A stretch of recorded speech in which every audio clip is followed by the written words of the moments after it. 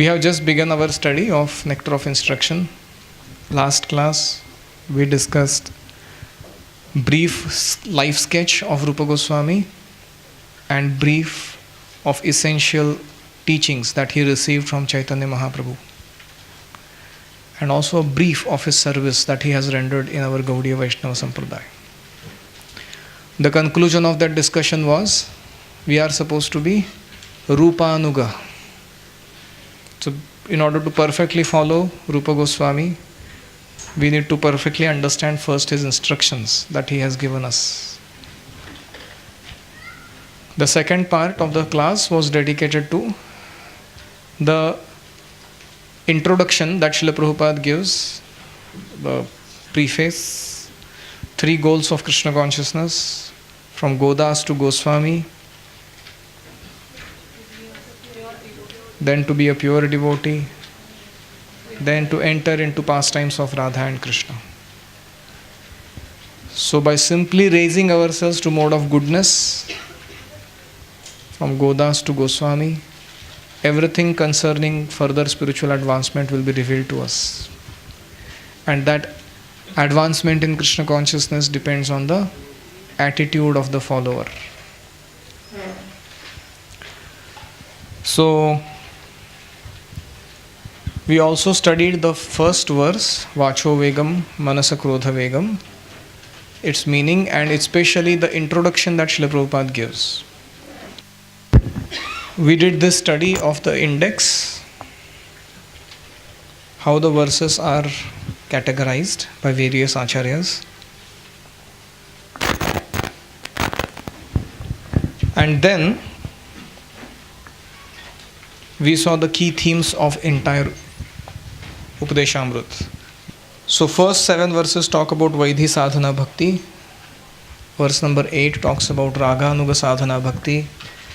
And verses 9 to 11 talk about Bhava and Prema Bhakti.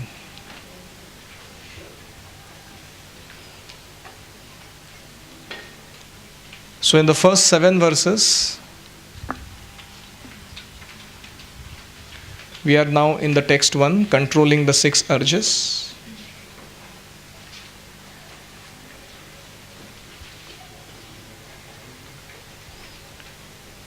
And this chart is also given in your handbook. So we began by discussing the question that Parikshit Maharaj asked. What is the use of atonement when people can't control their senses and go on repeating their sins? I consider that type of atonement to be like elephant's bath.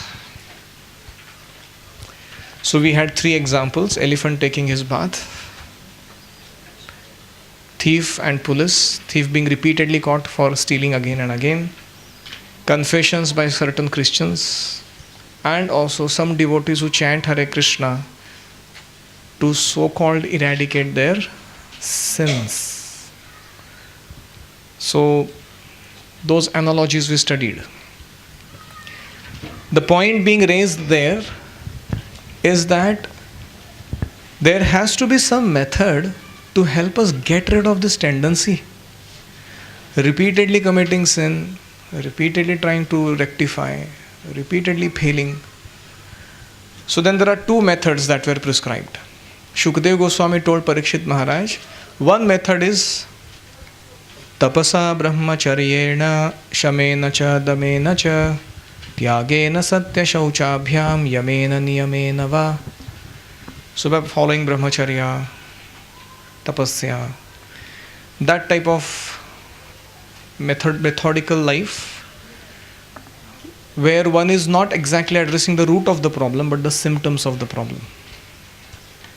But we have done that earlier. Before coming to Krishna consciousness, we took so many vows and we also forgot what vows we took. We broke also a lot of vows. Eventually we got fed up of taking vows and we just entirely stopped doing any good thing about ourselves.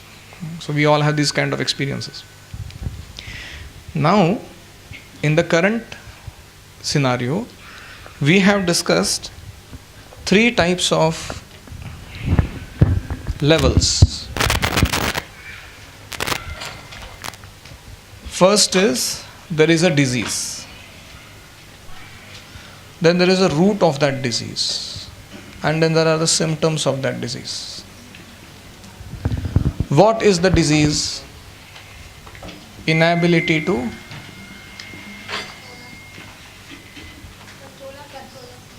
control our senses.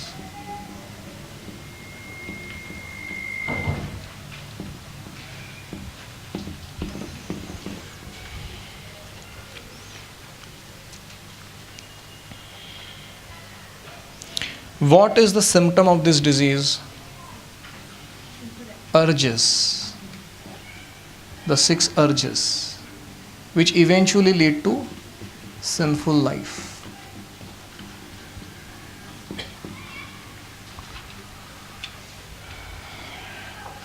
When we apply that formula of tapasa, brahmacharyena, shamena, damena, what we are trying to treat is the symptoms. Just like in the garden lawn mowing, you trim the grass, but because the roots are still present, it sprouts again and again and again. What we need to do is to uproot. Only then the congress grass will go away. So what is the root of this disease of inability to control senses and mind? Is to develop Krishna consciousness.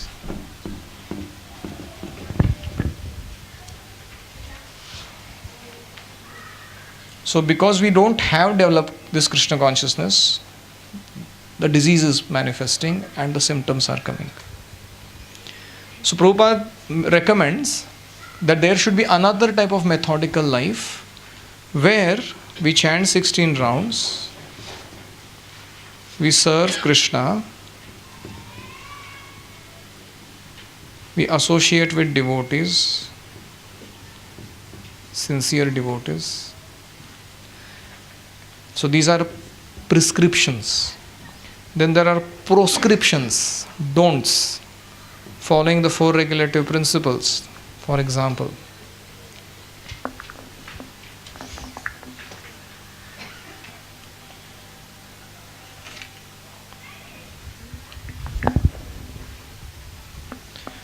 and in between you must visit the doctor. Who is doctor? Your spiritual master, Shiksha Guru and Diksha Guru, and receive tailor-made instructions from them for your current status in spiritual life.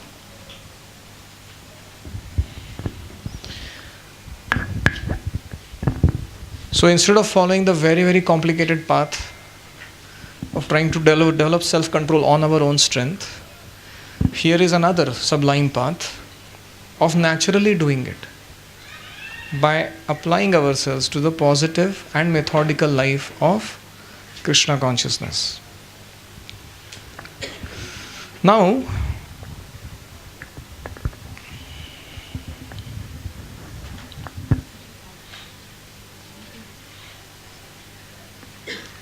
we are okay so far?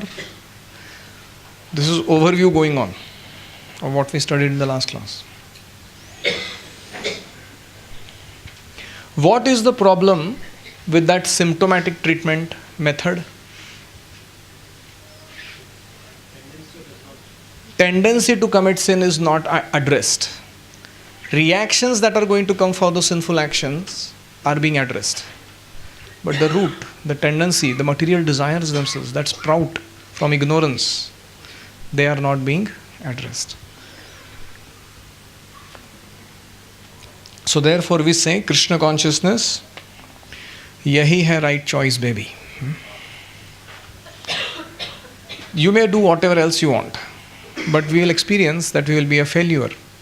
Most of these methods always remain under the purview of material energy because the sadhaka is trying on his own strength to control his mind and senses.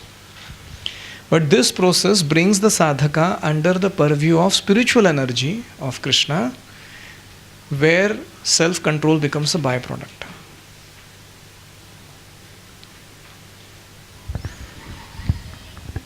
So this is what we studied so far. Now we will go into the discussion. So it's interesting Prabhupada didn't start directly, okay, Vacho Vegam means this, Manasa Vegam. No. It appears like a detour कि ये क्या चल रहा है, परीक्षित महाराज कहाँ से आ गए अचानक, and where did that question come from, what is the use of atonement? But Prabhupada has a very, very methodical point to make before getting into the actual discussion of the 6 urges. So last time we told you that please do this homework, please do urges, how they manifest, how to restrain them, and how to engage them.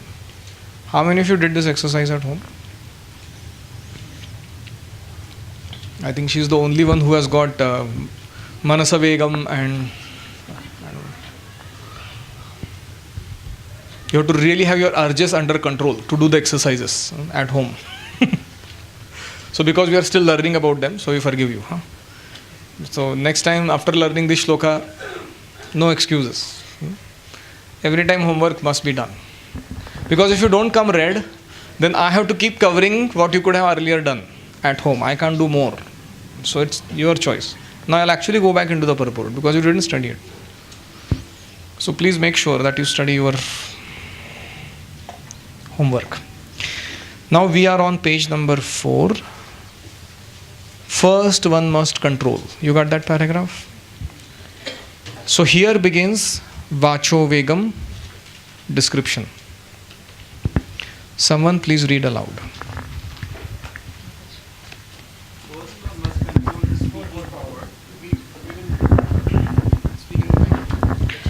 First, one must control his speaking power. Every one of us has the power of speech.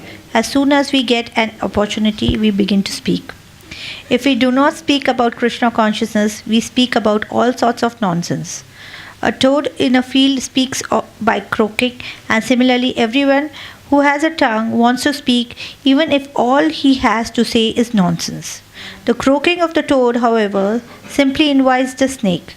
Please come here and eat me. Nevertheless, although it is inviting death, the toad goes on croaking. The talking of materialistic people and impersonalist Mayavadi philosophers may be compared to the croaking of frogs. They are always speaking nonsense and thus inviting death to catch them. Controlling speech, however, does not mean self-imposed silence, the external process of mauna, as Mayavadi philosophers think. Silence may appear helpful for some time, but ultimately it proves a failure. The meaning of controlling speech conveyed by Srila Rupa Goswami advocates the positive process of Krishna Katha, engaging the speaking process in glorifying the Supreme Lord Sri Krishna. The tongue does glorify the name, form, qualities, and pastimes of the Lord. The preacher of Krishna Katha is always beyond the clutches of death. This is the significance of controlling the urge to speak.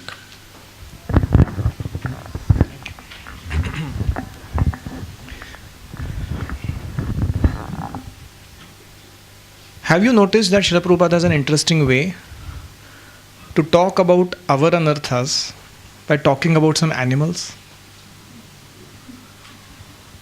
He does that in Bhagavad Gita.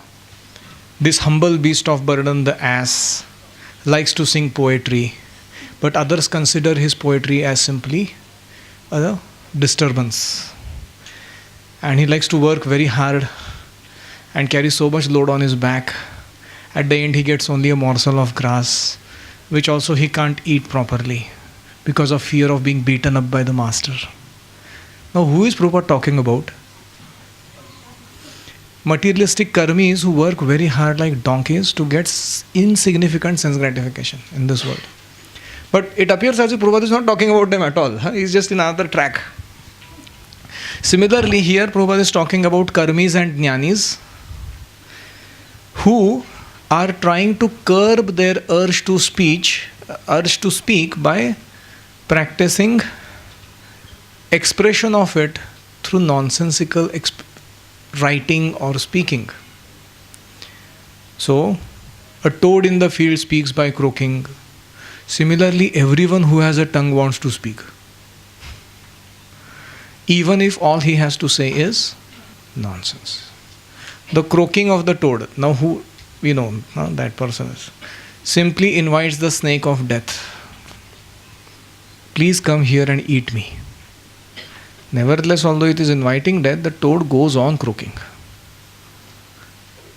And then comes the point. Talking of materialistic men, karmis, and impersonalist Mayavadi philosophers, jnanis, may be compared to the croaking of frogs. They are always speaking nonsense and thus inviting death to catch them.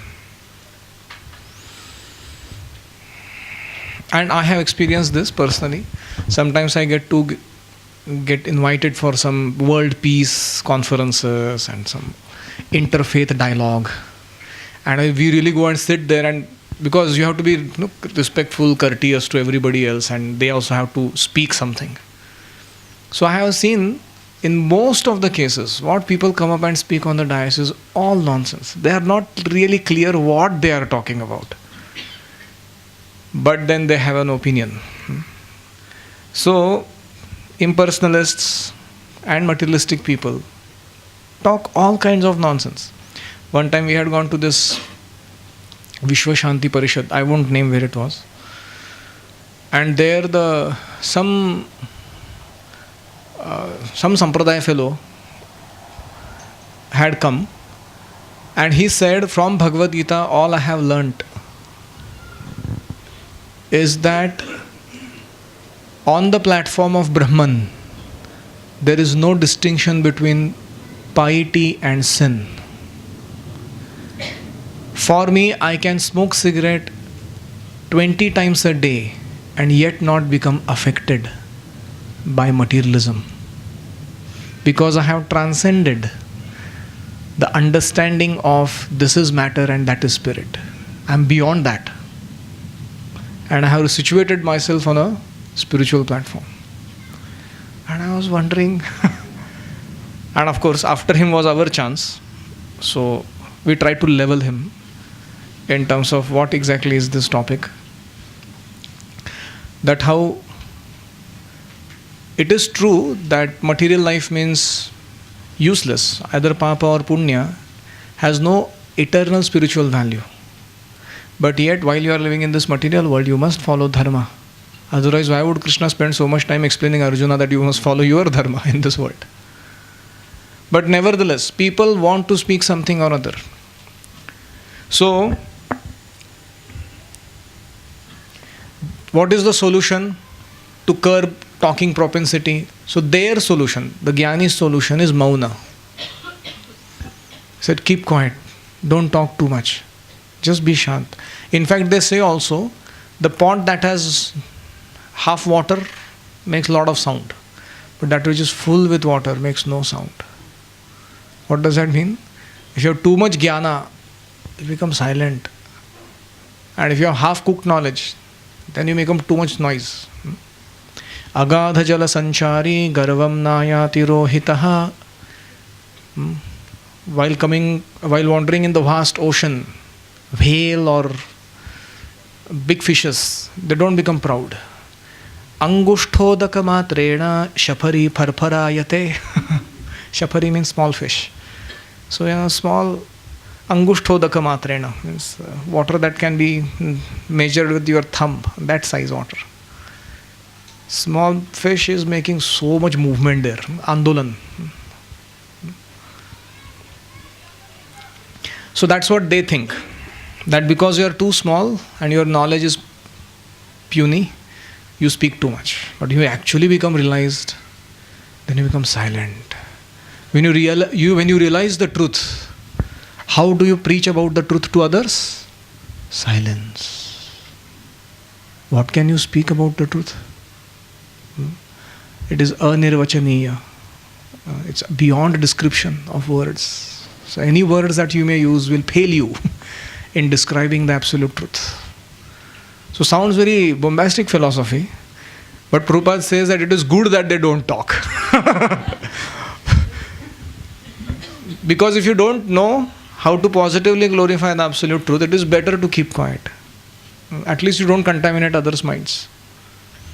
And in this way, The solution that they offer is to make vacuum of Mauna. His Holiness Radhanath Maharaj mentions how in the Kumbh Mela sometimes there would be some yogis, they upside down place themselves inside the ground. Only the feet are seen up on the ground.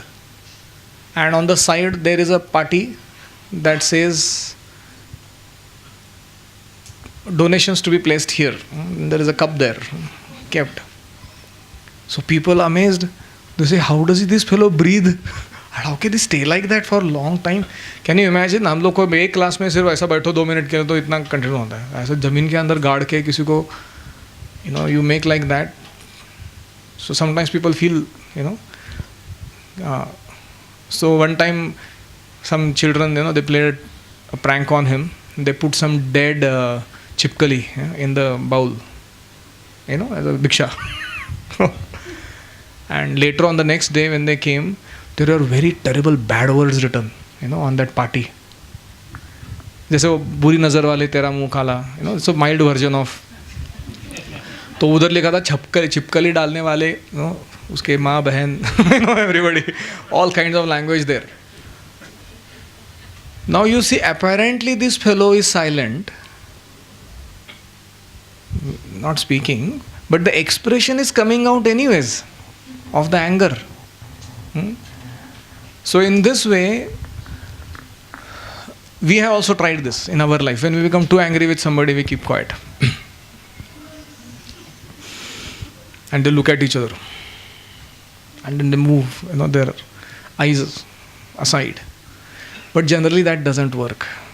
You just need one more little provocation and then you again, this whole volcano comes out, after some time.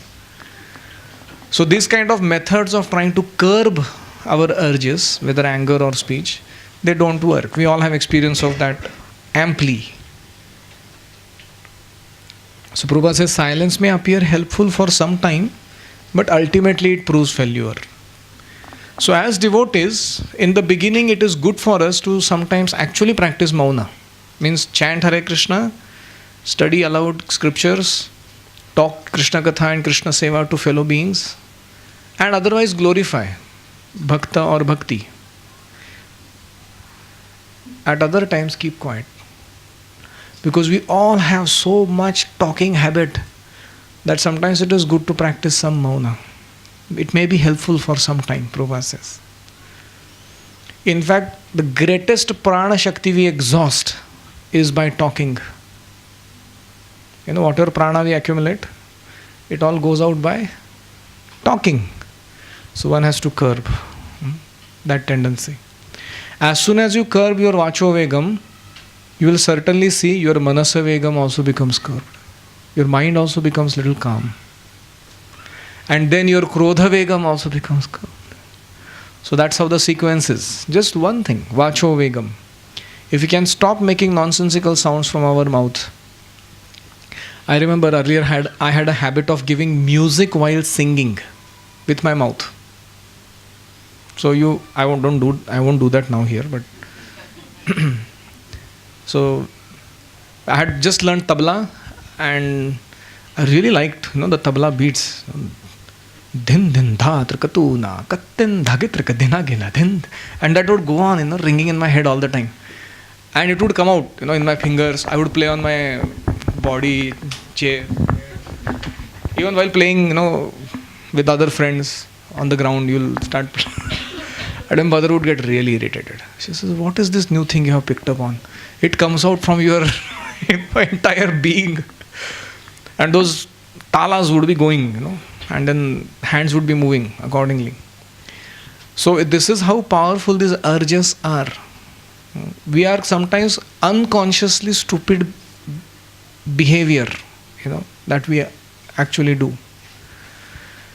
I don't know how many of you have this experience that even now after starting to chant Hare Krishna or whatever, still some filmy songs or some old ghazle, shero shairi, and what is that? I remember this favorite one, Evo Meri Zindagi Kuch To De Mashwara. एक तरफ उसका घर, that's about prostitute I think, and एक तरफ मैं कदा, that's facility for intoxication. So can you imagine what is material life? Both options are condemned. मतलब अच्छा थॉट कुछ है ही नहीं. मुझे पहले क्या लगता था, एक तरफ उसका घर मतलब it is Krishna's temple. That was my purport. First time when I heard that song.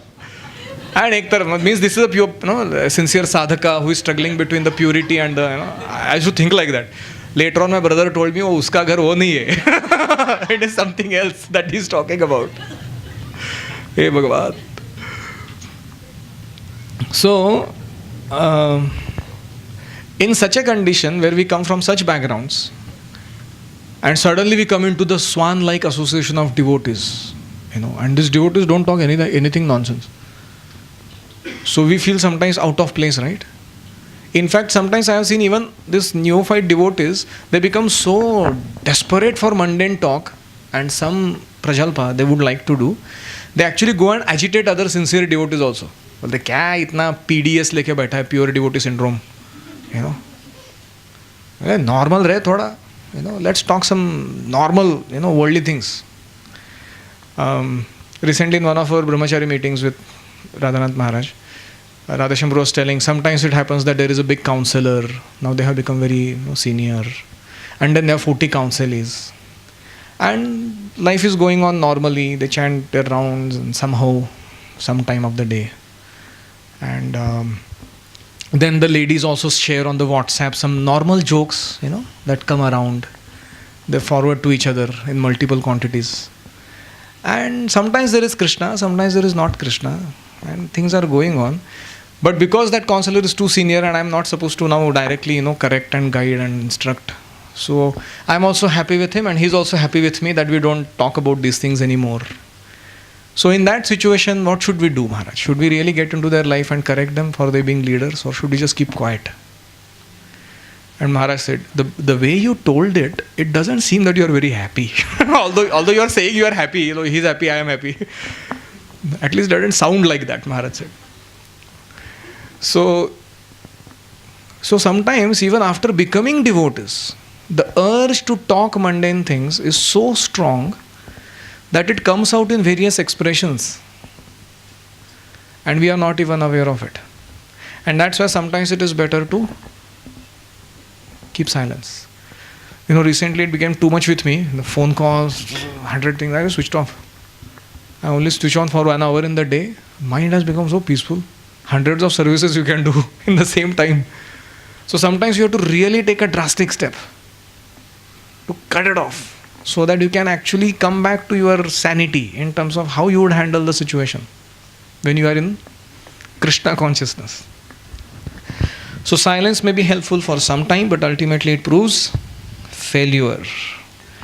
If you don't talk about Krishna consciousness or things related to Krishna and his service, what will happen? Death will swallow you. How will that happen? Because you will exhaust so much of your prana shakti for useless purpose. We have only so many number of breaths that we can take according to our fixed destiny. And the more we speak, we actually exhaust those number of breaths early. And not only the death will swallow us, but most probably for this chapar that we did, she will put us into a toad body, so that we can go on doing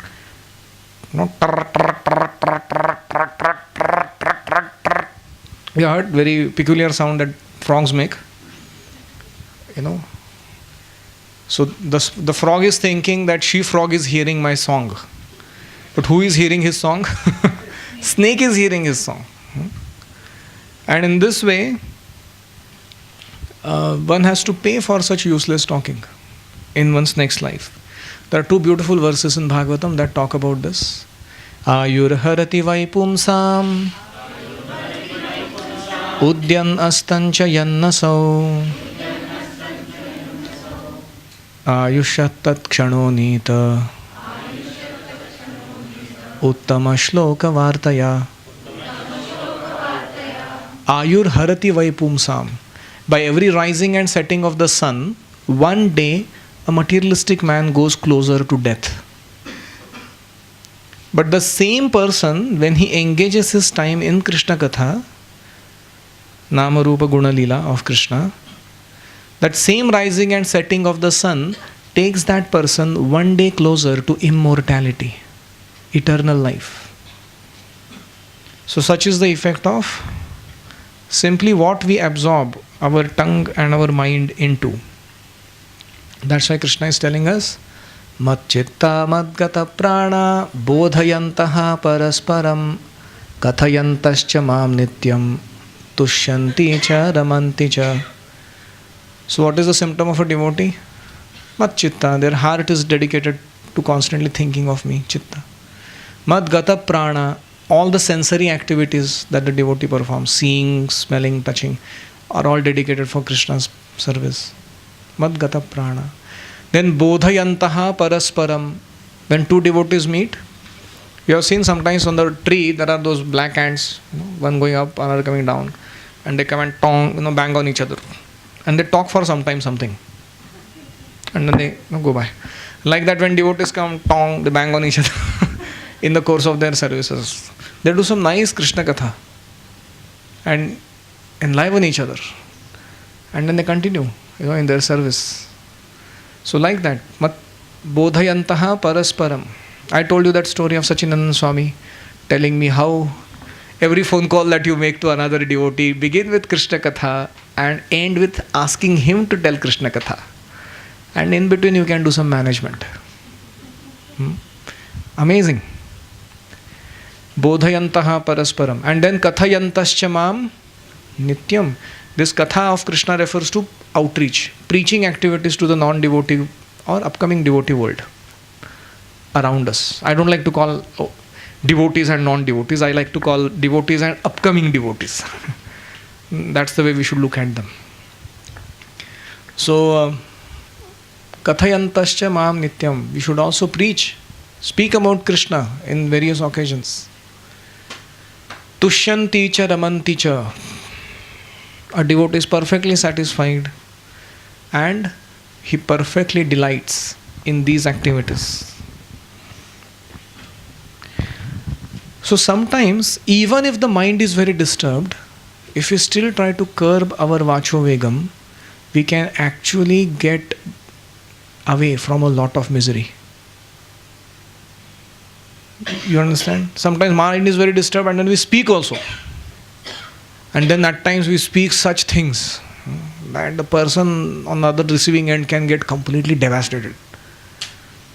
So that's why it doesn't begin with Manasa Vegam. It begins with Vacho Vegam. I said, okay, Manasa and Krodha is very difficult to control, that we understand. But what you start working with?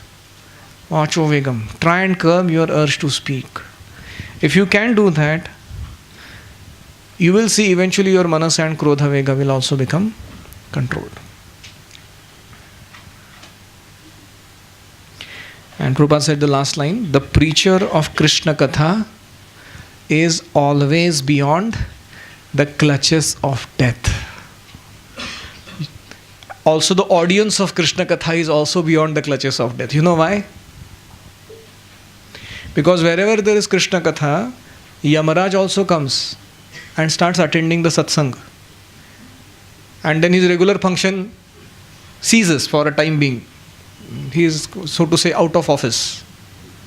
You understand? So in this way, those who are speaking Krishna Katha and hearing Krishna Katha, for them Yamaraja's Yamalaya becomes kind of switched off. It is not in operation at that time.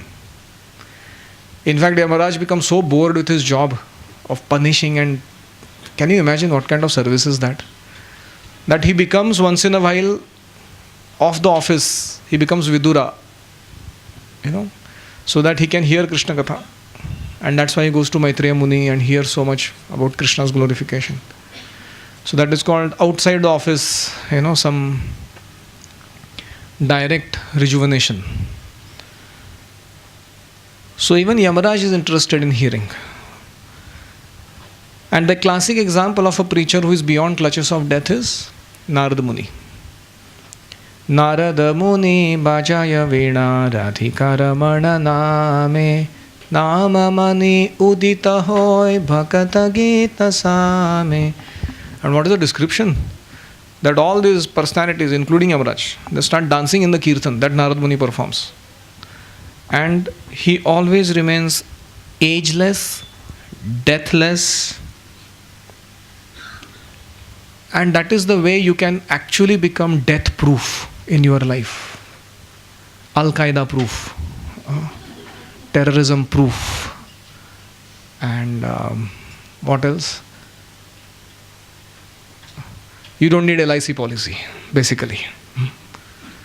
You are immune to death when you are hearing and speaking Krishna Katha.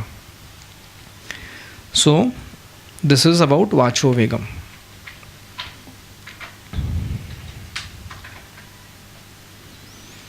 We have earlier studied that we should employ our speaking into regularly reciting Vedic literatures.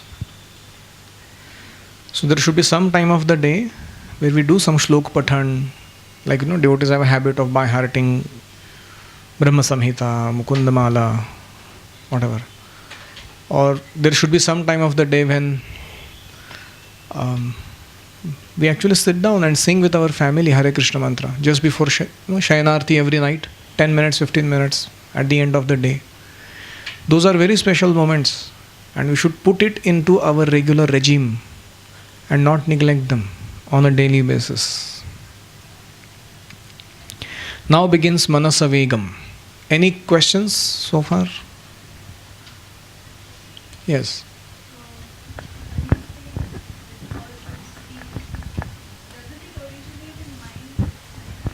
True.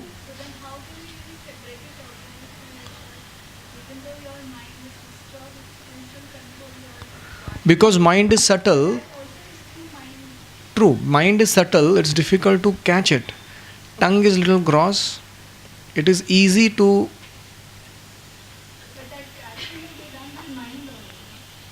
True. We are not denying that. What we are saying is it's just little easier that more than controlling mind, you can control your power of speech. Comparatively. That's why sometimes people, they put a cross on their lips also. I really feel like that sometimes, doing with myself. How much can you talk? So, but that's not the solution. The solution is actually to positively glorify the Lord and His devotional service. Sometimes it may happen that you too much talk about Krishna, other devotees may tell you, ki, ye kya hai, naya natak. Why so much Krishna, Krishna all the time? Suddenly. So it is better to be considered a strict or a fool and go back to Godhead than to be considered a normal and rot in the material world. So that's okay. Even if we get criticized, it's good positive criticism at least. कि ये बहुत ही कृष्णा कृष्णा करता रहता है devotee. Better than Maya. So Manas, question. Our devotees are really genius in these matters. One devotee recently sent me an email of a particular disease. And this is a different topic. That the disease is such that you cannot eat outside food. It comes in your intestine and then you can't eat outside food. So in the company he used to have tough time saying no to the parties and this and eat out occasions. So he just produced a certificate saying that I have this problem and doctors have told me not to eat outside food, only home cooked. All problems solved. No need to give further explanations on all the samhitas that we have to cook, to convince those people that why we don't eat these things. No need. Similarly, sometimes it is good to take a stance where once for all it is clear that we are little less talker. We can hear them, whatever they are saying, and while they are talking, we can chant Hare Krishna in our mind. Hare Krishna, Krishna Krishna, Hare Hare, Hare. Go on. But then we may not necessarily respond. Yeah, so family people, because earlier we have set bad examples, they know how much chapar we used to do. So it is suddenly difficult for us to back off from that. They will say you are doing drama. But I'm saying for at least those people who don't know you earlier, the way you behave with them in the first place itself sets a norm. I'm not recommending become like Jada Bharat, but that is even recommendable in extreme cases where people are really vicious and they are talking all kinds of nonsense. It's better to become like a Jada Bharata in their presence. You know Jada Bharat, right? Everyone here? He purposefully behaved in odd ways so that he can avoid these associations, or at least avoid getting contaminated by those associations. So in our case, what we can do is there are 3 types of talks: white zone, grey zone, black zone. White zone is like pure Krishna Katha. Black zone is like pure nonsense. All kinds of materialistic talk. New movies, dresses, trends and fashions. All kinds of politics. And the in between is grey zone. There are certain things that are neither Krishna conscious but not also sinful. There are certain topics like that. Take for example a discussion about healthy food, a discussion about how political situation should be adjusted in a way that society can be uplifted. Talk a discussion about Darwin's theory of evolution, in case they are scientific minded people, or some. And it's a discussion. We don't get into debates. We just propose something and then hear what's the new thing that's going on around. And in this way, there are some discussions which allow us not to go into the black zone, and at least keep our talk in some meaningful or positive tone in life. So if they can't take Krishna consciousness, give them goodness. Don't go into passion and ignorance. So that should be our strategy in dealing with them. Any other?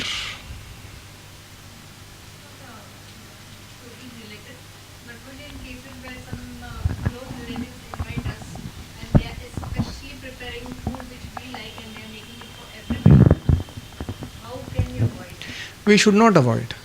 We should just tell them, I'm coming to eat this food from your hands, and I know you love me very much, and you are going to cook it for me. Would you just wait to not taste it? When I come, I will offer it, and we'll all have it as prasadam. So in general, it is not a recommended thing that we break their hearts. For the whole group, they are making the same kind. True. We should not. It's natural. Especially in India, these things are very sensitive. If you go to somebody's home and don't eat, my God, it can become a big issue. So we don't recommend that. Earlier I used to be foolish in these terms, very hyper fanatic, and have broken hearts like anything. Later on I understood actually it's not needed.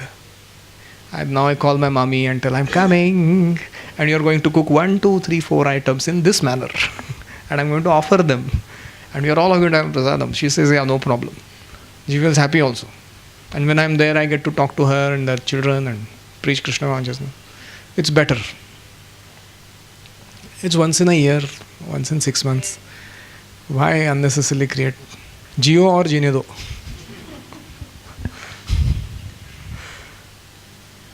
Yes.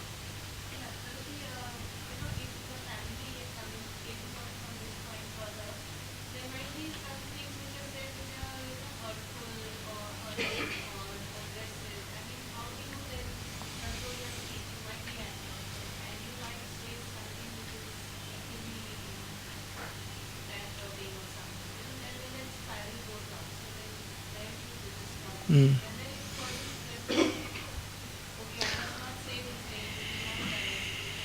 Yes, this is a very big topic. You just write a title for yourself called Non-Violent Communication, NVC.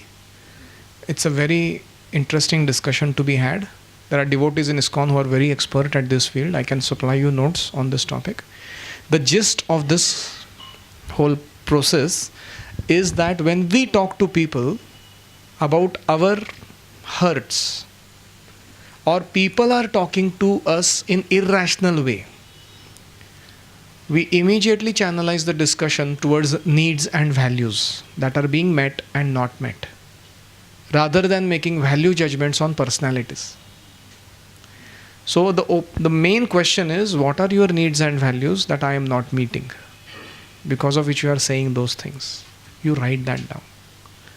And then you also speak, what are my needs and values from you? You understand needs and values? We all have needs. And we have some values.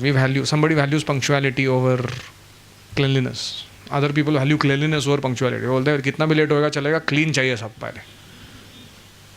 So their value system is different, our value system is different. And we keep fighting with each other. You understand? So we have to clarify, and as I said earlier, we will talk about it in Krodha Vegam more elaborately. Adjust, clarify, transcend. 3 levels of dealing with expectation mismatch. And we always have to talk this language and find out a solution that is mutually agreeable to both the parties, rather than going back into that, you are always like this, you are always like that. वो सब बहुत ज़्यादा हो जाता है. And sometimes it's irreparable, that damage. So we should get into this. Non-violent communication is the dialogue that is centered around mutual needs and values.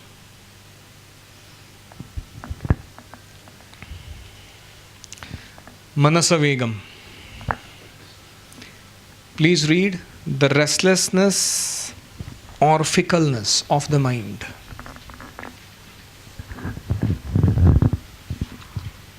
The restlessness or fickleness of the mind, Manovega, is controlled when one can fix his mind on the lotus feet of Krishna.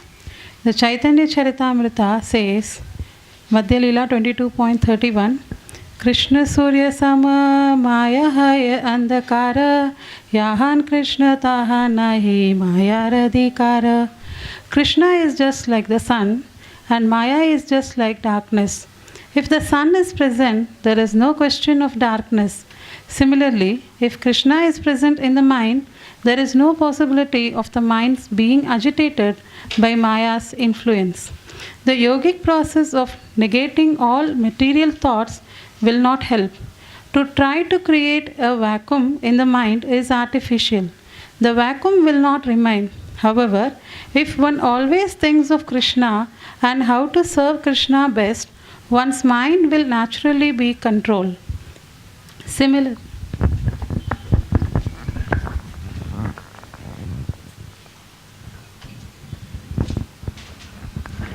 Hare Krishna. Manasa Vegam. Urges of the mind. In short, it means mind always wants to dwell on sense objects and personal gratification. We have 2 constant associates: sense gratification and mental speculation. All the time we are doing these 2 things. And to take our mind away from that is very difficult. That is called Manasa Vegam. Now, the formula that Prabhupada suggests is Krishna Surya Sam Maya Hoy Andhakar Jaha Krishna Taha Nahi Maya Radhikar. So as soon as you find yourself, I mean to say your mind, dwelling in Maya, you have to immediately bring the son of Krishna into your contemplation. That is the solution. It requires certain practice, but it can become natural. As soon as thoughts of sense gratification disturb you, you immediately, what are the things we can do to quickly bring Krishna into our mind?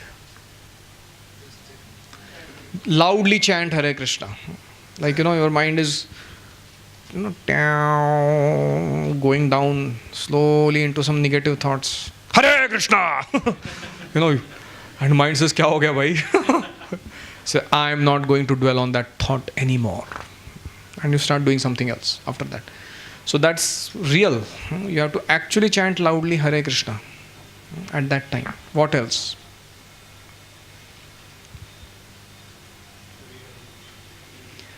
Okay, to read a book. Put on a nice thumping kirtan and dance to yourself. How many of you dance secretly? How many of you done this? Very few. You know, there are some nice kirtans, I can give it to you, what I use myself. You go in a room, full volume, and dance to the kirtan, alone. And you experience how different your mind becomes after you come out from that kirtan. Kirtan has tremendous power.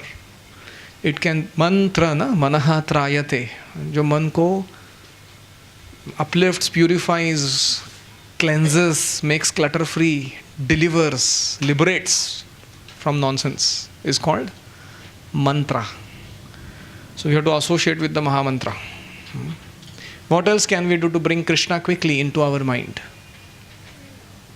Zoom out, as we said. When you zoom out of a comment, Yes. We sometimes too much zoom in. So we need to zoom out. Zoom out means you get a Krishna perspective on the topic.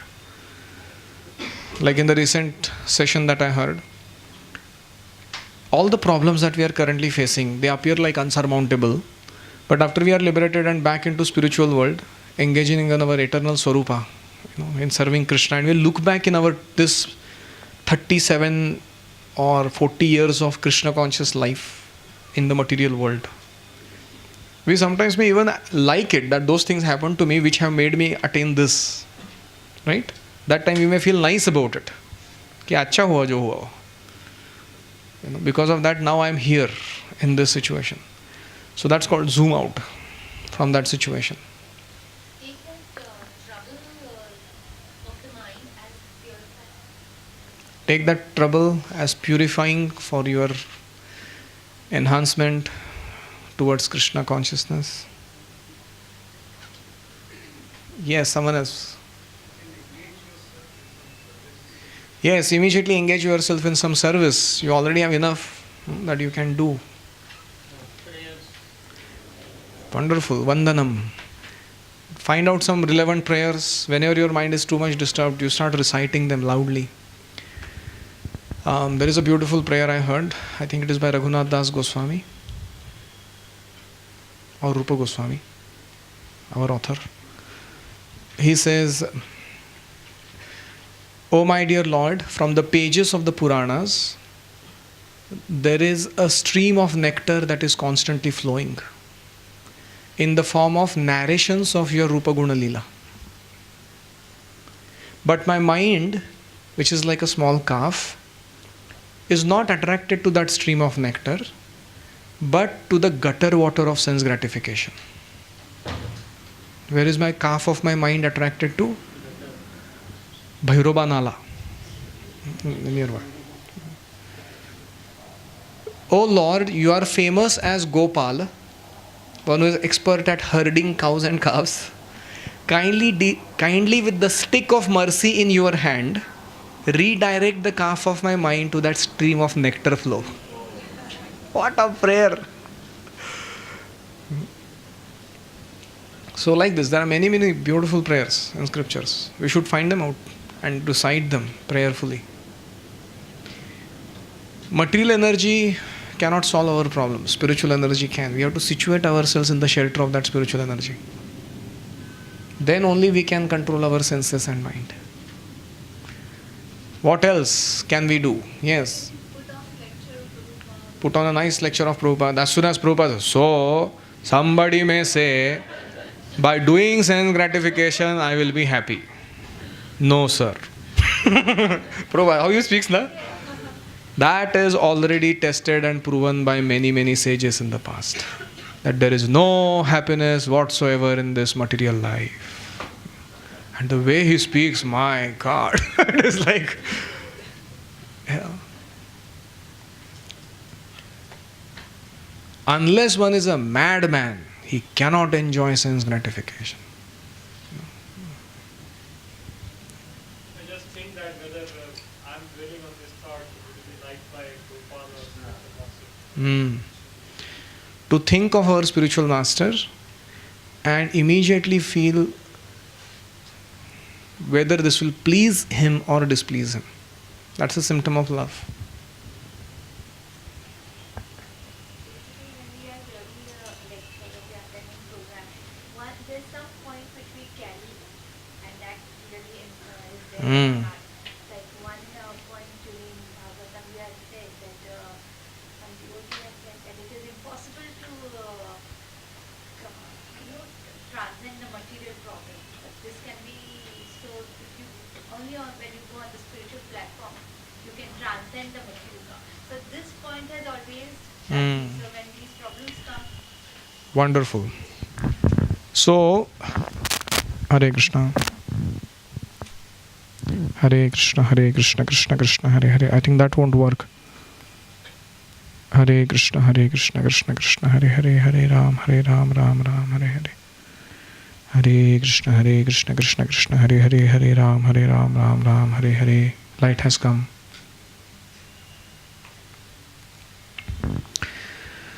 All of us should make a treasure trove of instructions or inspirations that have touched our heart. In that, we can make 3 sections. That which was meant for self-development, that which was meant for loving relationships, that which was meant for service contribution. And we should regularly revisit this treasure trove, especially when we are in a depressed state of existence. Otherwise, what happens? We hear so many classes and so many wonderful things, but it just goes somewhere. Right at the time when we need it, it is like karana. You know? वो माया ने sir काटने के बाद उसको याद आता है मंत्रा. क्या फायदा है? So we need to actually make a treasure trove that we regularly revisit. So that's her point. Krishna will love you. very basic thing that I was crying because I know shoes, reflecting upon somebody who I know shoes. So always when we are facing a problem, we think about spiritual master who went through so much. We can think of the sacrifice and the austerities that our spiritual master and acharyas have undergone. Our troubles are nothing. Why are we crying? Roj, actually, it's slightly other side of what she was saying. When our mind is afflicted or depressed or something, we are focusing too much on ourselves. But if we go to preach, then we are not so introvert anymore. So we are thinking about the other problems. That will satisfy the Yes. mind. Just now we studied preacher is beyond the clutches of death. Similarly, preacher is also beyond the clutches of self-absorption. It's difficult when you have so many people and their problems to deal with. You know, your problems are either insignificant or they are non-existent. So that's how a preacher genuinely feels in his heart. उसको अगर 2 time खाने को मिल गया और सोने को 1 6 घंटा मिल गया, बहुत बड़ा तीर मार दिया. आज का दिन successful. So that's how life becomes for a person who is, distributing Krishna consciousness. So our problems get magnified to the degree we become self-absorbed, and they become minimized when we actually start living for others. Any other?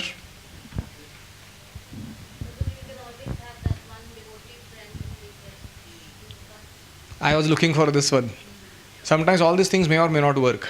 We try our best, but they don't work. Immediately pick up your phone or whatever means and contact that one devotee, by talking to whom you always come back to your sanity and joyfulness in spiritual life. So we basically need some Vaishnava support at that time. So alone we will try all these things, but if it doesn't work, immediately, Prabhu, I am depressed. Will you please help me? Or I am troubled.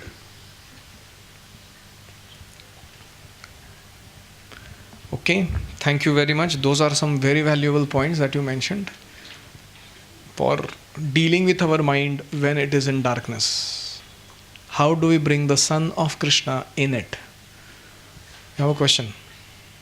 How do we then keep our mind focused? We use chanting to keep it focused from unnecessary. But while chanting only, how to?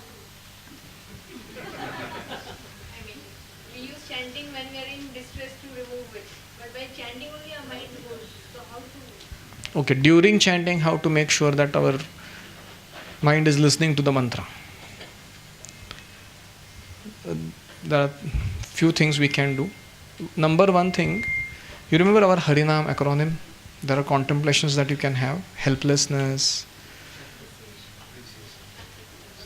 appreciation for the holy name, feeling of responsibility to the spiritual master, intention, your intention to please Krishna and holy name.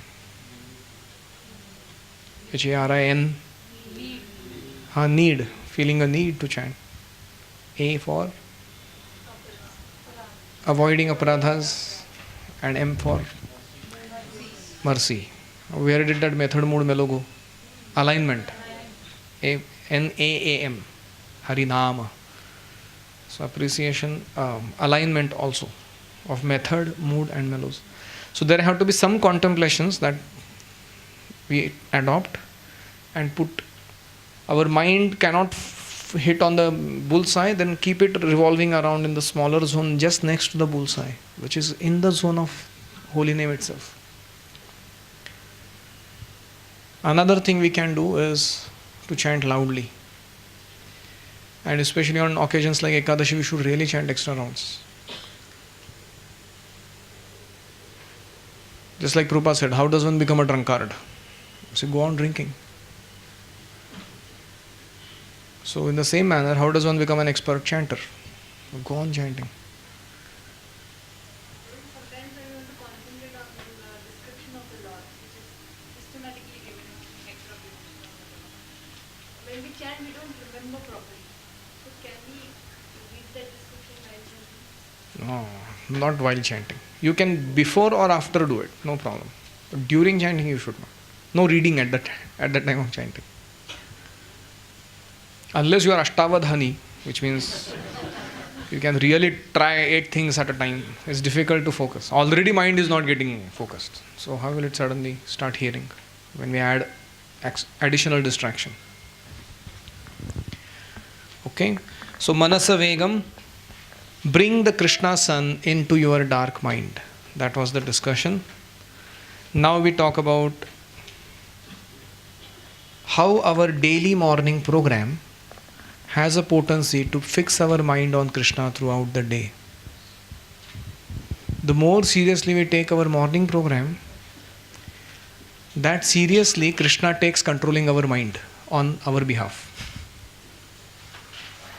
Dharmo rakshati rakshataha. Similarly, morning program rakshati rakshataha. If you protect your morning program, you will be protected by your morning program throughout the day. तुम्हारा मन मेरे नाम में, तो मैं तुम्हारे काम में. अगर तुम्हारा मन अपने काम में, तो मैं अपने धाम में. So that's how Krishna deals with our reciprocations.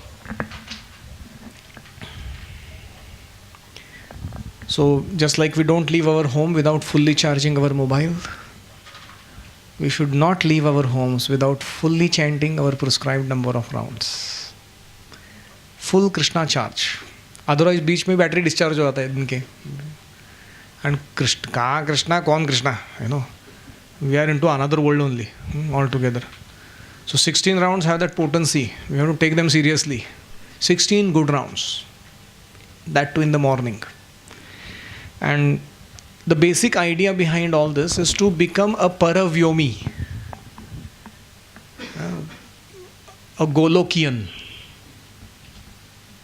while staying in this world.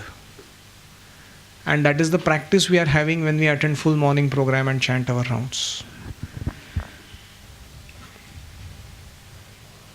Then naturally, when we go out in the daytime, our mentality is like that of a Vrajavasi. It's not like that of a Karmi. So interactions become in that direction. So this was Manasa Vegam. Now go to Krodha Vegam. Similarly, anger can be controlled. Please read. Similarly, anger can be controlled. We cannot stop anger altogether, but if we simply become angry with those who blaspheme the Lord or devotees of the Lord, we control our anger in Krishna consciousness. Lord Chaitanya Mahaprabhu became angry with the miscreant brother Jagai Madhai, who blasphemed and struck Nityananda Prabhu. In his Sikshashtakam, Lord Chaitanya wrote, Trinadapi sunechena tarorapi saishna. One should be humbler than the grass and more tolerant than the tree. One may then ask why the Lord exhibited his anger. The point is that one should be ready to tolerate all insult to one's own self, but when Krishna or his pure devotee is blasphemed, a genuine devotee becomes angry and acts like fire against the offender. Krodha, anger cannot be stopped, but it can be applied rightly. It was in the anger that Hanuman set the fire to Lanka, but he is worshipped as the greatest devotee of Lord Ramchandra. This means that he utilized his anger in the right way. Arjuna serves as another example. He was not willing to fight, but Krishna incited his anger. You must fight. To fight without anger is not possible. Anger is controlled, however, when utilized in the service of Lord.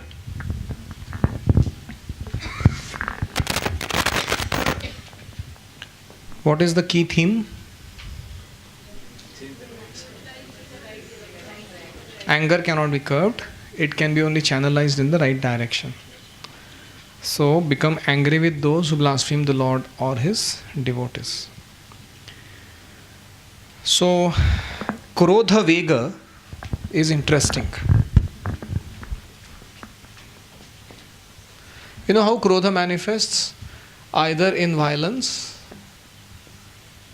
which is called you explode, or in silence, that is called implode.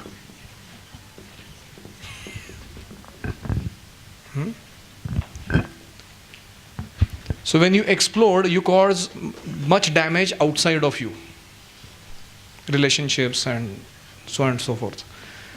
And when you implode, you cause a much problem inside of you. Many diseases actually come through that. So Krodha is a powerful energy, and we really need to learn how to deal with it.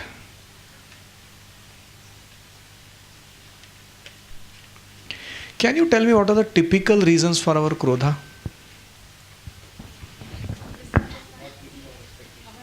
Okay, not getting fulfilled in our expectations. The basic kamat krodho bhijayate. Kama means unfulfilled expectations.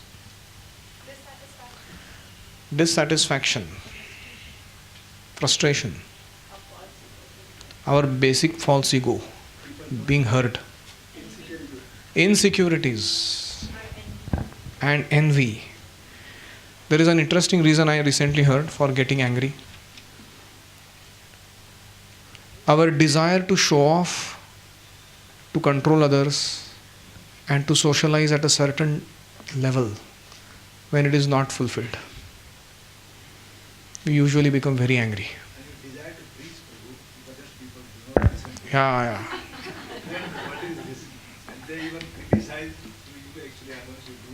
Yeah, two things. When we preach to them, they don't listen to us. That's one reason why we get angry. And then when we preach to them, they start criticizing us. They make fun of you.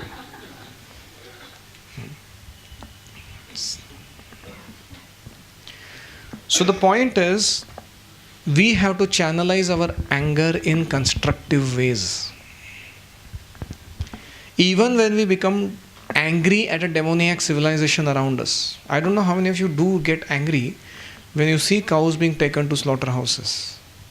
When you see chickens and all these fellows, put inside those small cages and driven around like,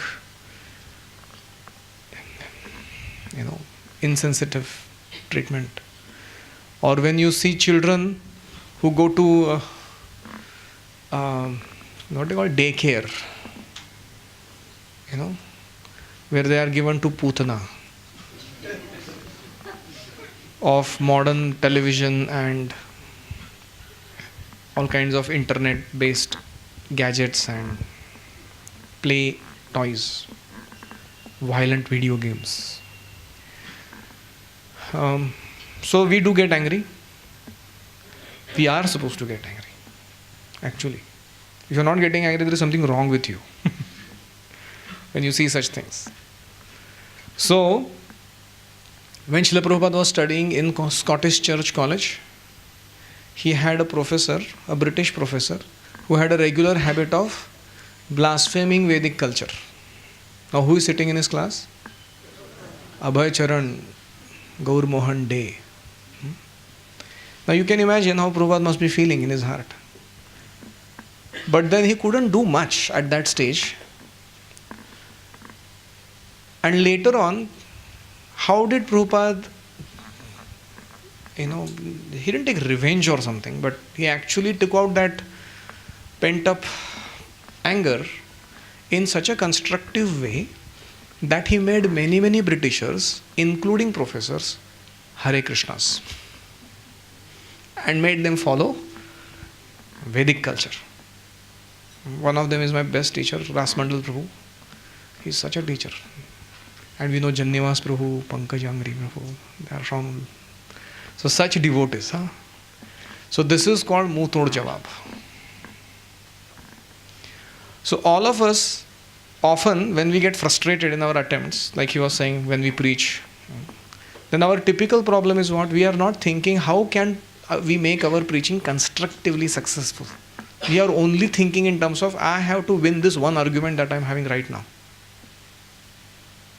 But rather, we can actually use that anger for doing many good things to ourselves. First and foremost is to go back and study properly Prabhupada books. Also to go and ask some help from talented or experienced teachers. Okay, how do you answer this kind of question if somebody asks like that? So basically you use your free will to increase your wisdom. Another thing you do is to note down where are the things to be dealt with, and then actually figure out forums, opportunities, services that will eventually wipe out that type of negativity towards Krishna consciousness. Education, politics, media, these are the three prominent ways you can control any civilization with. So politics, media is a little difficult for us, but education certainly is one of our areas where we all can do a lot. Of course we should do for politics and media, but education also. So we should constructively utilize these forums and do great good to others.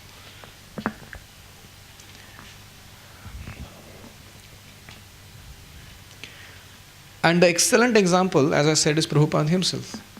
He never, as they say, don't lose your temper, but use your anger constructively. We have that famous story, Prabhupada was giving initiations, I think it was Amsterdam temple. And there were TV crew and a lot of newspaper agency reporters crowding in to see the Indian Swami conducting a fire sacrifice for initiations. And everything was going wrong because there was not proper preparation. Nobody knew how to conduct a proper Diksha Samarambha. So then Prabhupada was asking, so where is wood? Where is fruit?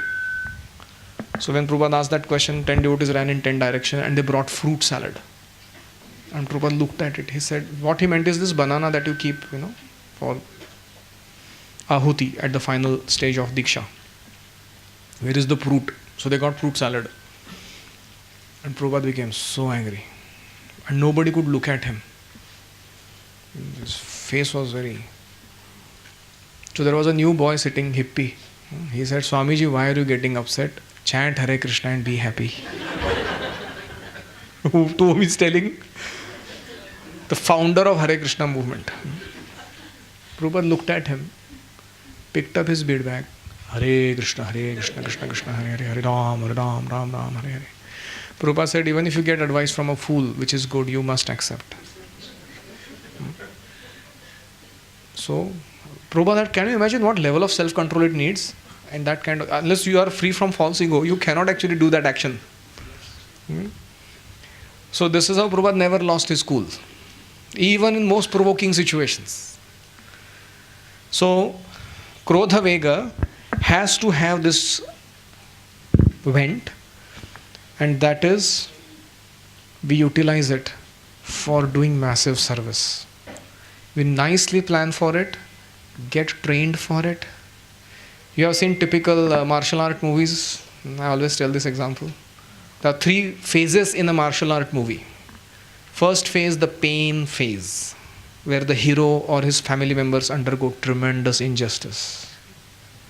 And he is very incapacitated to deal with it. He feels such a frustration. The second part of the movie is called the preparation phase. The hero goes and searches for some guru who trains him in martial arts. I'm sorry.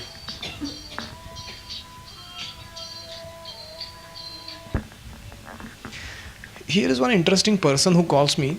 His name is Narendra ji. He stays in Bareilly. I met him once in a train. Last 8 years, he calls me every week. And sometimes in the heat of some matter, like I'm in a management meeting and we are having real debate about some topic, or I'm kind of I'm driving and I have to reach somewhere on time, and I'm really, and he suddenly calls, and his only one question he always asks me, Prabhu ji, Krishna ke बारे में कुछ बताइए. It's a standard thing. And he has done that with me at odd times. Somewhere I'm really frustrated, about to shout at a devotee, call comes, Narendra ji. Prabhu ji, Krishna ke बारे में कुछ बताइए. I don't know what arrangement this Krishna has in my life. Now also he's calling. One time I remember, we went to some preaching engagement, and that institute had committed to give a big donation for our service to them, for the temple. And they didn't do that. So we had no problem because we don't want to sell our knowledge. But it is aparad on their part to give a commitment to Krishna and not fulfill it, because they will become King Durga, the lizard, in their next life. So I was really feeling bad, and I was about to take the things in my hand and go and blast, saying that, Kya hai? You should keep your word. I'm not asking X amount, but you should give at least 5 rupees. That is good for you in your spiritual life. And he calls, Prabhu ji, Krishna ke baare mein kuch sunaiye.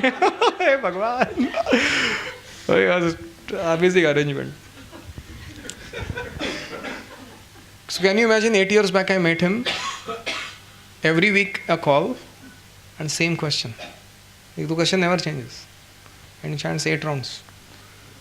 So he doesn't have much association. There is nothing there for him. But every time I have to tell him either a shloka from Bhagavatam or a pastime of Krishna or some inspiring story that I have heard about devotees, about Prabhupada. Krishna ke baare mein kuch bataiye. Anyways, where was I? The pain phase, the preparation phase. So preparation phase में वो जाता है किसी गुरु को ढूंढता है, 36 chamber of Shaolin या कुछ, and he just gets equipped, and the guru, he trains him. You have seen that phase, the training phase. It is the most powerful phase in the whole movie. That's the phase that I like the most. He really does those push-ups and sit-ups and run-ups and whatever, and he becomes a martial art champion. So that's the preparation phase, and then he gets the blessings of his guru, and then he comes out in the third phase called the performance phase. And there you see him tying this black, this thing on the head and putting some grease on his cheeks and tying so many things around weapons and straps, and then he comes into the enemy territory. And the most amazing thing is there are thousands of them with all equipped weaponry, and there is only one man, and he makes all hell break loose. He just thrashes everybody and shoots and kills and bangs, and everybody is finished, up to the level of that villain, the original cause of the pain, he being taken down, and like Kamsa being butchered, by Krishna, personally, like that. So which phase do you like? Performance phase, preparation phase, planning phase, pain phase.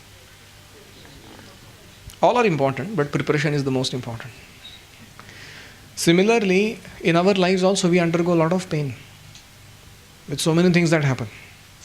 Sometimes we undergo pain even amongst devotees. What to speak of outside. Devotees do a lot of purification. So we have two choices. Either to leave devotee association and go back in Maya, or to continue to stay in that association, preparing our consciousness for handling such things. So, there are these 4 stages when Krodha comes. First is called disturbance phase. There's a mild disturbance. तुमने ऐसा क्यों देखा मेरी तरफ? Small disturbance. Then comes the agitation phase. Lips are quivering, heart is beating fast. You can actually feel it. कि ये व्यक्ति agitated हो गया अभी. And then the third phase that comes, that is usually either in the form of a speech or some action that we do. झापड़ मारा या कुछ. We do some speech or behavior. And after this also, the anger doesn't get over. It goes into the next phase called resentment. You can't forget that incident and you can't forgive that person. You keep bringing that memory again and again alive in your mind. And it's like a wound that you keep again and open करके देखते हैं अंदर कितना खराब है अभी भी. It never gets healed. And this is a very, very dangerous thing that we do to ourselves when we get angry. So what is the thing to do about it? So I earlier said act, adjust, clarify, transcend. As we earlier discussed, it's all a game of expectations.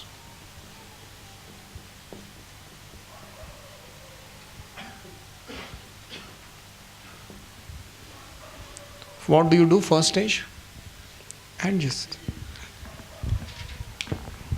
Why should we adjust our expectations from others?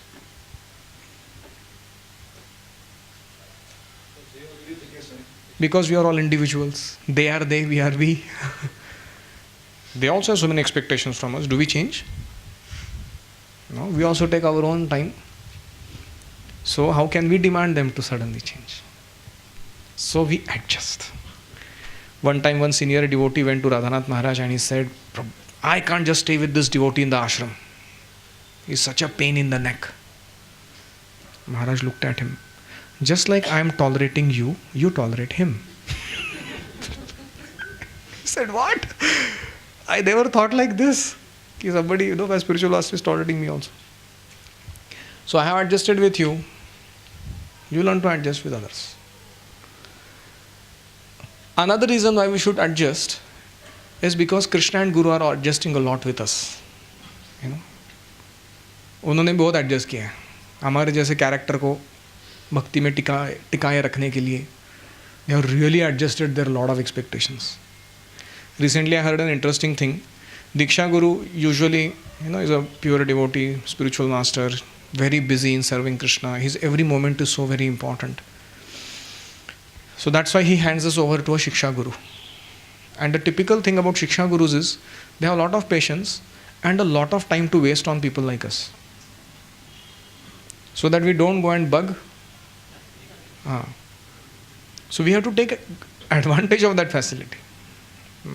Not that we help them waste their time, but we actually help ourselves by taking their association. Adjust. Consult and adjust. What can be done about it? Another thing about adjustment is that everybody has different sets of needs, interests and concerns. Just like we have. Everybody's needs and values are very different. So unless we learn to adjust with them, how when we go back to spiritual world, will we adjust with the diversity there? There are also people there. It's not that you are going to deal with only Krishna and you. So that's adjust. Of course, in spiritual world, there is no such a thing as grudging adjustment. It's all natural and spontaneous. Then comes clarify. Clarify your needs and values. As I earlier mentioned, there is something called as non-violent communication.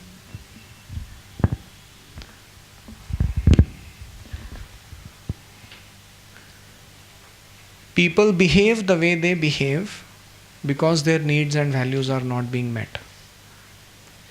Usually they are not irrational.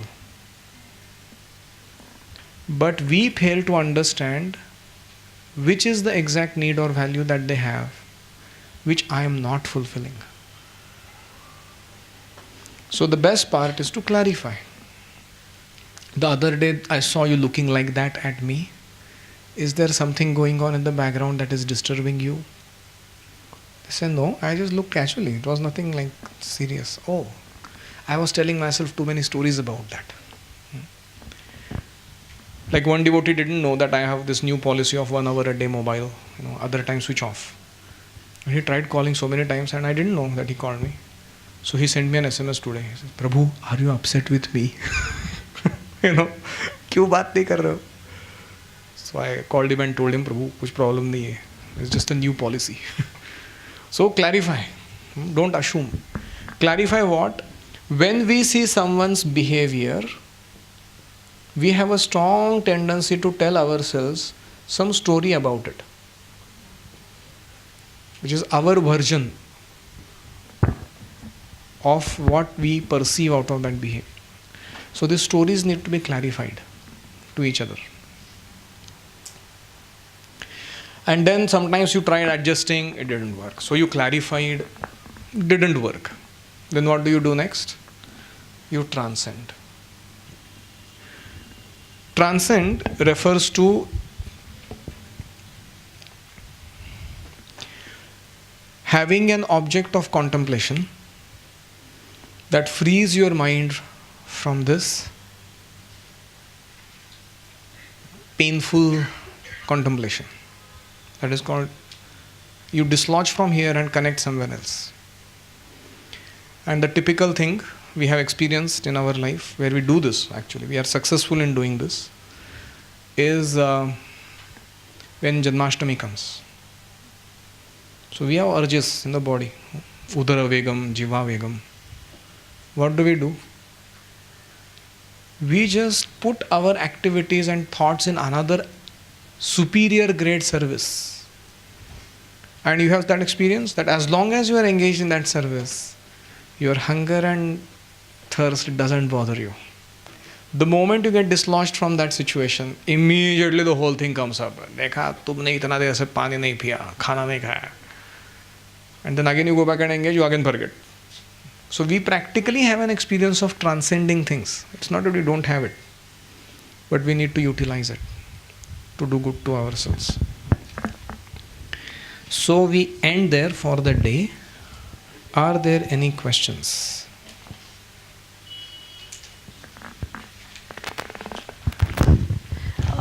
Transcend means you have to always be in seva. Means I mean to say resentment. Somebody has hurt you so badly by words, not by action, by words, and situations as such that you cannot clarify with that person. Means might be because of the distance or something, and you cannot clarify. Then how do you transcend? Because that is always going to. Might be after a long time you might forget it, but then some time or the other, if something comes again, situations are like that, again it comes back to your mind and then it hurts you a lot, even though the situation has passed long time back.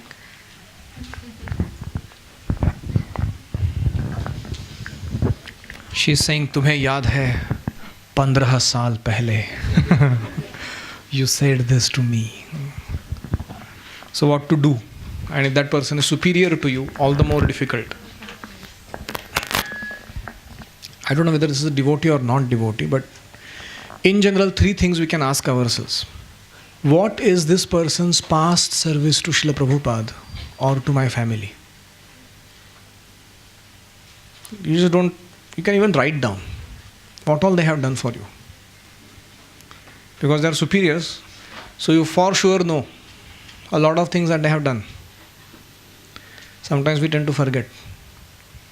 Second is, what are the things that this person has done for me? So one thing is to do for Prabhupada or Prabhupada's family or our family, but specifically that they have done for me when I fell sick or when I was in a trouble or where, whatever. How did that person respond to my needs and values? And third, what are the natural good qualities this person has? Whether this current problem between us exists or not.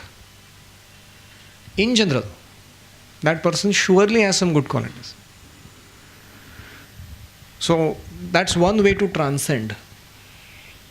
Because our mind has become so negative that it just can't see any positivity in that person. So Bhaktisiddhanta Saraswati had this formula that if two devotees quarrel, he would make them sit in front of each other and he would instruct them as a spiritual master, you glorify him and then you glorify him. And in the beginning they couldn't even find one good quality about the other person. So that person will say, he wears nice dhoti kurta. He is a cook. Cooks generally should have dirty clothes, but he's always spick and span, neat and clean. I appreciate that. And then this person will say something. And in the due course of their appreciation giving like that, they will eventually start seeing. And sometimes Bhaktisiddhanta Saraswati would tell 15 good things about this person and 15 good things about that person. So that they see how our spiritual master sees each other. So, this is one part of the story, that we have to put our contemplation in positive track, especially with those devotees with whom we have had some difficulty. Because to at least keep the relationship neutral and not negative, because we will commit offenses. And there is another topic altogether called forgiveness, where we have to clearly write what are we disturbed by. And you can actually write an email or whatever, a letter, which you don't post to them, and including all your feelings and negativities that you want to express to them, so that you take it all out. And then at the end of all that, you have to make a statement of forgiveness, that despite all that has been happened, I want to sincerely forgive you. And I want to let go this whole happening from my consciousness so that I can continue focusing on my spiritual practice. So we end there. Thank you all very much. Upadeshamrita ki jai, Rupa Goswami Pada ki jai, Srila Prabhupada ki jai, Gaur Premanande, Hari Hari Gaur.